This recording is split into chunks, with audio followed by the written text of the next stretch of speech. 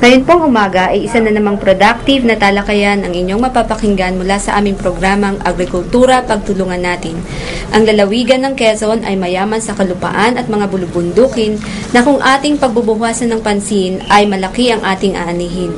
Ngunit ang mga kabataan ngayon ay ayaw ng kumuha ng kurso ng agrikultura. Dahil na rin po sa kaisipan na mahirap ang pagsasaka at hindi yumayaman ang magsasaka. Layunin po natin na mabago ang ganitong konsepto ng usaping agrikultura. Atin pong kakapanayamin ng isang outstanding municipal agriculturist ng Region 4A noong 1991, ang municipal agriculturist ng Bayan ng Mauban, si Ginoong Petronilo Abuyan. Magandang umaga po, Mr. Abuyan. Hi, good morning, Bahal. Okay. Una po ay nagpapasalamat ako sa iyong pagpapaunlak sa aming programa na kayo ay kapanayam dahil marami po sa ating mga kalalawigan ang nais malaman ang mga proyekto ninyo. So, simulan na po natin. Ano-ano po ba ang mga programang pansakahan sa inyong tanggapan? Nako, alam mo, pagdating sa agrikultura ba, ay talagang ang isang municipal agriculturist ay hindi na makapagpahinga. Sa dami ng programa, especially kasi ang Bayan ng Mauban, alam naman nating first class, at saka ang punong bayan ay very supportive when it comes to agriculture.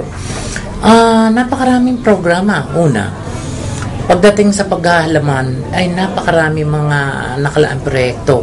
Una, yung regular na pamimigay ng mga binhing gulay na kung saan ang magsasaka ay pwedeng pumunta at kumuha ng nanaisin nilang itatanim sa kanilang bakuran. Mga anong klaseng gulay po ito? Ay naku, iha, kumanta ka ng bahay kubo. Talaga po? Ay talagang mapapainda ka. Ay, marami naman pong nakuha. Ay, oo naman. Okay. At nung nakaraang quarter, nung October to December 1910, mahigit 2,000 magsasaka ang pumunta sa opisina at nakatala naman niyon para lang manghingi ng mga gusto nilang bininang gulay. Yun ang mga isa-isa mga programa. And then, merong programa ang pagpapalayan. Ito naman ay pina-implement dito sa Mauban na ang program ay galing sa national. Ito yung Agri-Pinoy. Ganon din yung pamimigay natin ng mga fruit trees na kung saan naman yung high value crops ang ating binibigyan ng emphasis doon. Ano naman pong klaseng fruit trees iyan? Aba, ay di yung bagay sa Mauban. Halimbawa, yung rambutan, tulad ng mga citrus. Kasi yung ibang mga fruit trees naman sa atin talaga hindi bagay kung tayo ay malapit sa dagat. Ang isang napakaganda sa taong ito ay yung organic farming. Kasi batas na iyan at ang mapalad ang taga Quezon at ang nagsulong ng programa ng Organic Act ay si Secretary Alcala. Na dati yun ay congressman lang, ay secretary na ngayon. At kudomo ko yun, kaya ako tuwan-tuwa. At napapansin ko nga, nung minsan kami nagkita ay talagang ako nangako rin na sabi ko, Secretary, full support ako doon sa iyong mga proyekto. At ang isang napakaganda doon ay yung gulayan sa paaralan na kung saan naman inilunsad sa buong Quezon. At tayo nga ngayon na nakita ko na evaluate na ay napakaganda. Hindi tayo mapapahiya ang Mauban. Mga ilan po ang sumali doon sa gulayan sa paaralan? Parang 17 eskwelahan. Napakarami po. Ano po ba yan? Elementary lang o pati high school? Out of 17, 4 ang high school and then 13 ang elementary. Ay, ano pong mga klaseng gulay ang natanim doon? So, tinesting doon ay bali 7. Petsay, mustasa, carrots, cucumber, patsoy, labanos, and then ano ba yung isa? Para yata kami nalimutan. Kailan po yung nagsimula, Mr. Abuyan? Nag-start lang yan ay January. Halos 2 buwan lang po. Kung nga ito ay karamihan ay leafy vegetable, ano naman natin ang leafy vegetable iyan ay hanggang 30 days. Pinakamaedad na. Kaya yun ay tamang-tama na talaga i-evaluate nila. So, ano po ang naging role ng iyong tanggapan sa gulayan ng paaralan? Ay, napakalaki. Sabi ko nga sa mayor, ilan-ilan ang tao nang bigyan naman ako ng sangkatutap. Mahigit 23. Ay, ang dami niyo po pala. May tuntua. Kaya lang ang naging problema ay mga hindi graduate ng agriculture. Kaya sabi ko, Ay kung hindi graduate ng agriculture at walang kakaunti ang basic na alam doon sa sa agriculture, gagawin ko masteral degree yan. Through training, orientation, mga field trip, at ako hindi nagkamali na yung pagkukuha ko doon sa aking mga tao ay siya ko nagamit. O sige, bisitahin nyo yan, hati-hati siya at maganda ang naging resulta. So, kayo po ay nakasama sa nag-monitor ng mga gulayan? Oy, hindi ko na sinama ako pag-monitor doon sa pag-i-evaluate ng final evaluation ako sumama. At ako nagulat. Hindi ako nagkamali ng supervise sa aking mga tao. Wow. Ano po ba yan? First time po ba yan sa bayan ng Mauban na ang mga paaralan ay nagkaroon ng gulayan? Kasi meron mga previous administration naman ng mga pangulo, meron na yung tawag natin na Green Revolution. Pero kung mga matagal na yun, ngayon lang ulit, nang parang kung kailan ako magre-retire ay ako saka naging aktibo ang mga paaralan. And siguro din nga ay gawa nga ng yung Organic Act ni Secretary Alcala na kinausap niya ang CHED at Andex na magkaroon ng ugnayan at magkaroon ng programa para isagawa yun. At nakita ko very, very, very, very beautiful na project. Kahit nga kung makikita ng ating punong bayan ni Mayor Dingdong Llamas, magugulat siya at matutuwa siya. At ang alam ko nga parang may premyohan. Pero hindi ko na itinanong.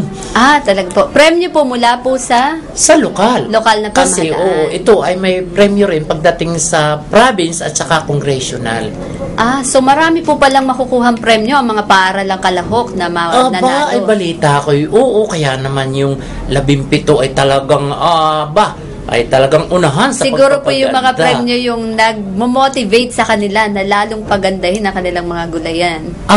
Maaaring ganun, pero ang alam ko pagdating sa province ay parang project ni Congressman Enverga, parang building or what, kung anong gusto yata ng school na manana. Maganda. At ang isang dong maganda ay yung bang kapag tanim ang mga bata kasi tulong-tulong ito. So mga bata at guro po ang nagtatanim. Yeah. Okay. Para encourage yung mga bata na makita maganda pala nga ang pag-aalaga ng gulay. So ang intention doon ay matuto ang mga bata pati na kumain kasi ipamimigay sa mga bata yung mga harvest. Kaya ang pinakamaganda doon, sabi ko nga, ay ano po ba ang gagawin ninyo? Magko-continuous po ba yung inyong pagtatanim? Sabi, oo daw. So, siguro, kakausapin ko ang punong bayan para lagi na ay may suporta doon sa eskwelahan, mga planting material. At kung maaari nga, ay yearly na ang gawin niyang yung para incentive. Para incentive. Kasi nakikita ko talagang maganda magiging epekto. Yung sa nutrition. Isa pa yun. At saka, yung bang, siguro ito rin na magiging dahilan kung bakit magiging dahilan para maraming may mag-enroll sa agriculture kung magbubukas diyan sa Mauban. Magbubukas po ba ng agriculture ang inyong kolehiyo? Oo. Kasi nabalitaan ko, kasi kung mga ako'y kasama doon sa mga department head, nabalitaan ko doon sa PKM na kay Doktora Lorca na parang mag-o-open ng agriculture. Hindi ko lang alam kung yun ba ay mga technical or yung 4 years. Siguro kung technical, okay yun. Kasi mga 2 years ba yun? O ang mga ganon. Malaking bagay kasi alam mo ba ang paggugulayan bal? Kaya sa Lukban, sa Tayabas, pinagkikitaan na ng mga tao na magsasaka. Dito po sa ating bayan sa Mauban, ay tayo po ba'y naangkat pa ng mga gulay o tayo po ay may mga gulay na nagaling sa mga taniman sa barangay?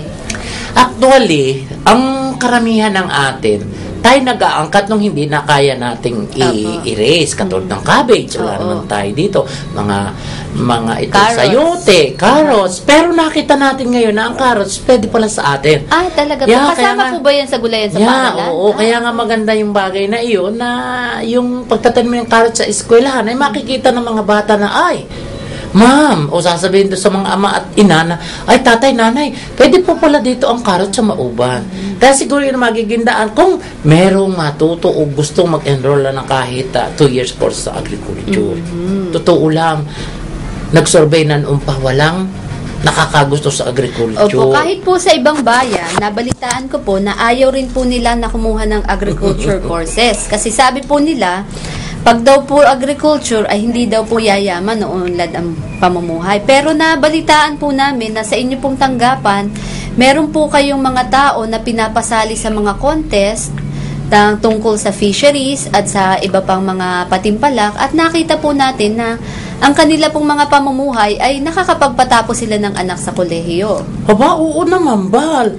Ay ako'y na pagkamisa nasasaktan ko mo ako'y agriculturist, pero madalang natutuo talaga anak ko. Pero marami akong mga kakilala at saka natulungang ng pamahalaan na agriculture ay maganda. Naalala ko si Mr. Blapinya, yung ngayon ay nasa QPL. Yun ay isa full na farmer leader ko, inaalalay namin sa pagsasaka. Abay, tingnan mo ngayon siya. Hindi na ordinaryong mamamayan ng Mauban. Magandang bahay nila. Yes. May mga anak na tapos na. Balita ko, ilan ng hingala ang yung kanyang paaral. At saka, meron akong isang outstanding na mangingisda. Ang alam ko, winner na siya sa province-wide. Wow, congratulations po. Yeah, kasi mula doon sa pangingisda ay marami siyang nahuhuli sapagkat ang ating Lamon Bay ay napakaganda na. Kontrolado na ang mga illegal fishing, kaya yung kanyang huli ay parang marami, dagdag sa kanya. At ang balita ko nga ay siya nakakapagpaaral na ng anak. Aba, napakaganda po pala Oo, ng at mga ako'y tuwang-tuwa nangyayari sa bayan doon. ng Mauban.